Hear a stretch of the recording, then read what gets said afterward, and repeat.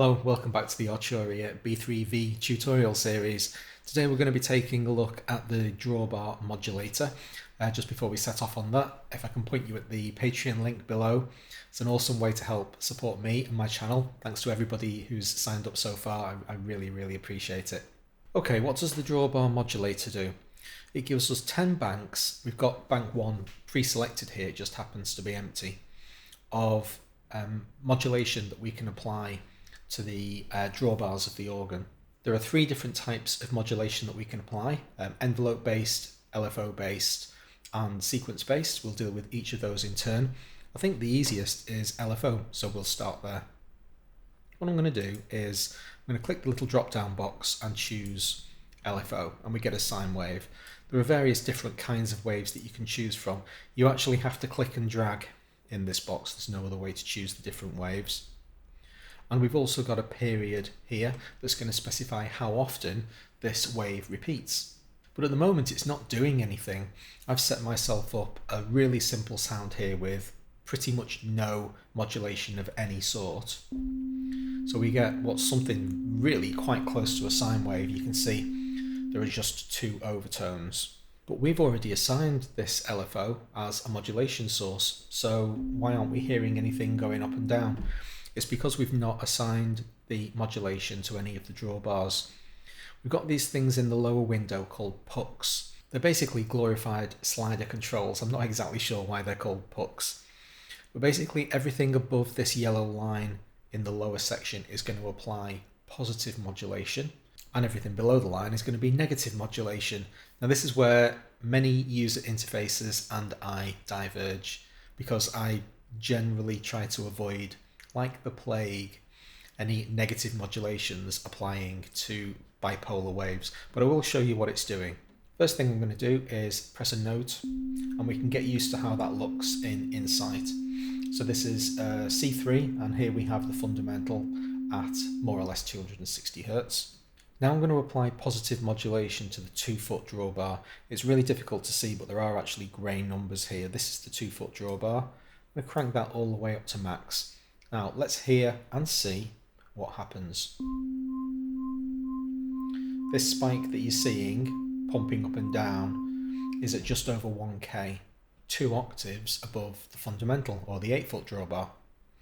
The reason you're hearing it pulse up and down, and this is its overtone here, is because it's oscillating at the rate of this sine wave. If I slow the sine wave down, pretty obvious what that's doing. So it's basically virtually moving the drawbar. It's like doing this. It's exactly doing that.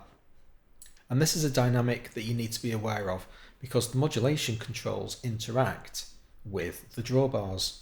I've pulled the rate right down so that it's only completing 1 cycle of this sine wave every 10 seconds. It's a very slow wave. In fact, if I press the key fast enough, you never hear that overtone even appear, because the key press is triggering the wave at 0 modulation every time I press the key.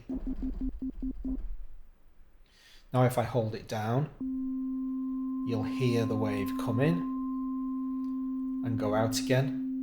At 0, we spend 5 seconds listening to silence, and then the wave comes back again. So negative modulation, when applied to the negative values of the sine wave curve, have nowhere to go. There's nothing below 0.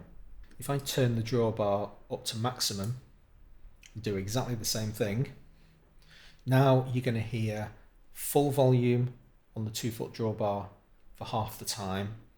Then it'll reduce to momentarily hit 0 volume and then come back up to full volume.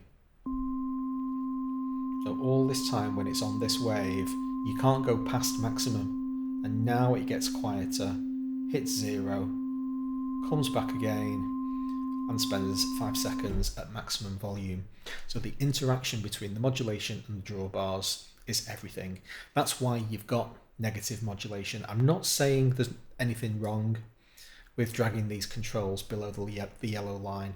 It's that my feeble brain tends to collapse whenever I attempt to think about applying negative modulation to inverse curves. It's got too much.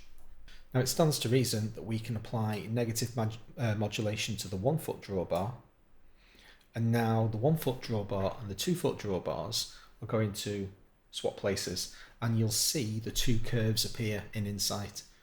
The 2 foot drawbar is operating at 1K, just over, about 1040, is it, something like that? And the 1 foot drawbar is twice as high as that. Here's the 2 foot drawbar, and here's the 1 foot drawbar coming in, and they're going to swap places every 5 seconds actually.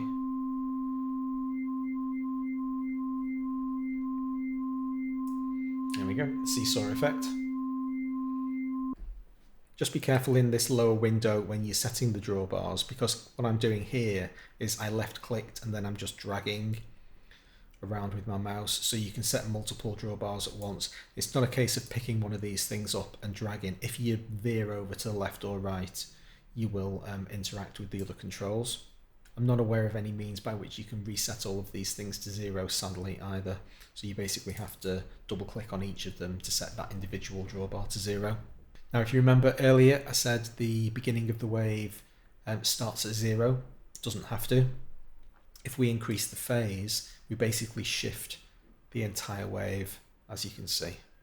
So at 180, as far as the sine wave is concerned, we're back to 0 again, because the sine wave crosses through 0 twice for every period. Everything that I've set so far has been unsynced, so I'm in complete control of the speed in hertz of the wave cycling, but if I turn sync on, we're now operating in bars. So set it to 1 bar, and I've just set my BPM to 120, so it's now going to cycle every 2 seconds. Pretty straightforward stuff. Okay, that's LFOs dealt with. The next one is called multi-point, but it's basically just a glorified envelope. We have a 16-point envelope. Every time I click anywhere in this graph, I'm adding a node of the envelope. I can right click to remove them. Other than that, it's a pretty straightforward envelope. In normal synthesizer parlance, we talk about envelopes having attack, decay, sustain and release. Well, yes, that's the type of envelope, but you can also have these what are called multi-point envelopes, where you're in complete control of each of the nodes, and you can also click these little arrows to draw curves in between them. Each of the nodes that's selected, you can then specify how long that specific node takes to complete. So we can speed some of them up.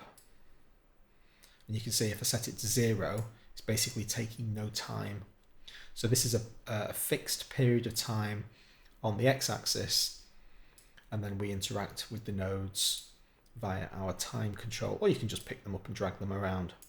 If you click in the time bar itself, you see it's just turned to a hand. I'm going to left click, and then I can drag up and down to zoom in and out. Finally, we've got the step sequencer. And this is also kind of like a multi-point envelope, but it's just essentially represented in a different manner. So I'm just drawing some bars in here randomly. Now you can see, despite the fact that I've drawn quite a long sequence there, with our steps set to 2, we're only actually going to complete the first 2 steps of this sequence. So every step is taking 1 second.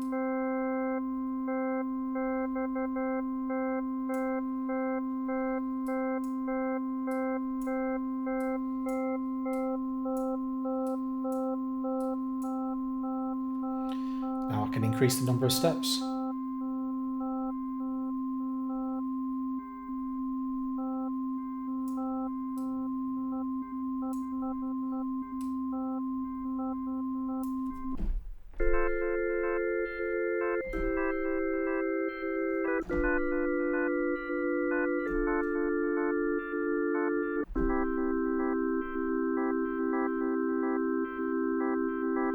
And here you can see the advantage of setting your drawbars somewhere other than 0 and using that negative modulation that I'm constantly criticising.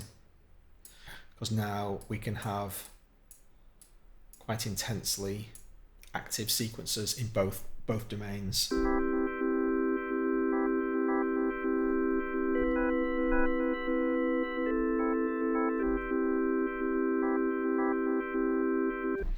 also got a smooth command, which basically does exactly that between each of the steps. So rather than being harsh, they're going to be gradiated. If I set it to 1, then they'll be as perfect as possible. Obviously, if you're going from absolute maximum to absolute minimum, then that's a long way to travel. But it has smoothed all those edges off. Now everything that I've just done there has all been on modulator slot 1, and the synth has remembered all of the values for all 3 of those configurations. So in each of the modulators you can set these things up, and then if you change your mind or you temporarily want to stop that effect, you can turn it off.